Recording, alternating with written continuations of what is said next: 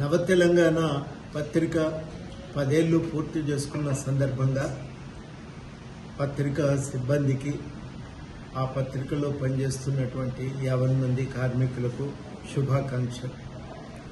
నవ తెలంగాణ వంటి పత్రికను నడపటం అంటే అది మామూలు విషయం కాదు. ఆర్థిక భారం చాలా విపరీతంగా నెత్తినబడుతుంటుంది. ఖర్చుతో కూడుకున్న పని అది. అయినప్పటికీ ప్రజల సంక్షేమం కోసం, ప్రజల హక్కుల పరిరక్షణ కోసమే పత్రికను నడుపుతా ఉన్నారు. ఒక చిత్తశుద్ధితో, నిబద్ధతతో పత్రికను నడుపుతున్నందుకు ప్రత్యేకంగా అభినందించవలసిందే.